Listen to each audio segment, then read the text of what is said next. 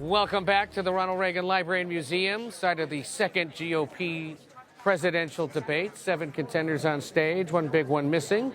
Others have been dismissed, in essence, because they failed to make the cut.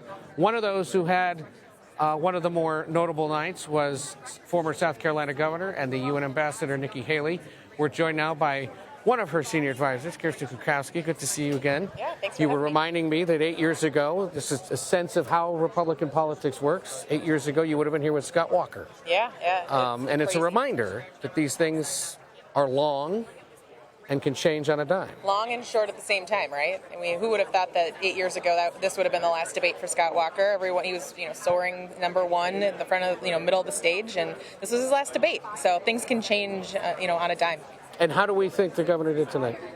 I think Nikki Haley did wonderful today. I think she's consistently showing that she has the fight in her, and she's able to get out there and spar with people and talk about the issues. She's the only one that had an economic plan when the economic questions came up. She's the only one that was holding, Vivek and others accountable on foreign policy.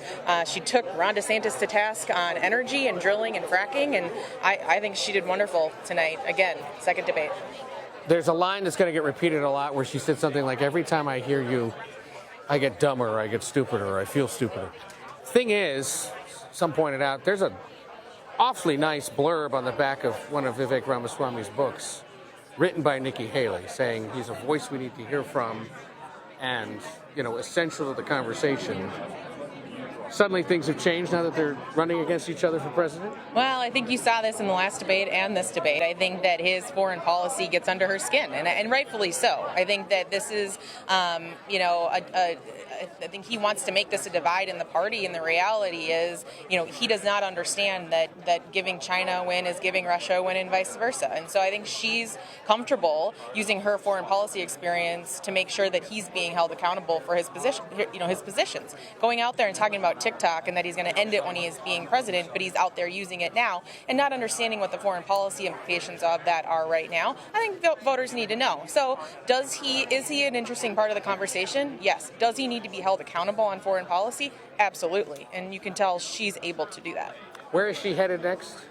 It's a really good question. I do not know where she's headed next, but I imagine it's either Iowa or New Hampshire, right? She's basically living in those states. We should point out you're a senior advisor in the sense that you work for her super PAC, so you don't necessarily keep track of the campaign's work. You guys, though, are continuing to spend a lot of money on her behalf on the airwaves. We are. We're actually up with a new ad right now. We just came out with yesterday, talking about how we need term limits, that we need accountability from Joe Biden, and we need age limits, mental competency tests, all things that I think right now point to a dysfunctional Washington that we're all going to see over the weekend. Can they get this budget deal or the spending deal done? And so I think our advertising is going to point that out, and how Nikki can be part of the solution in Washington. All right, Kirsten Kukowski, good to see you. Thank you for being here. Appreciate it. And a reminder that things can change on a dime in Republican presidential politics.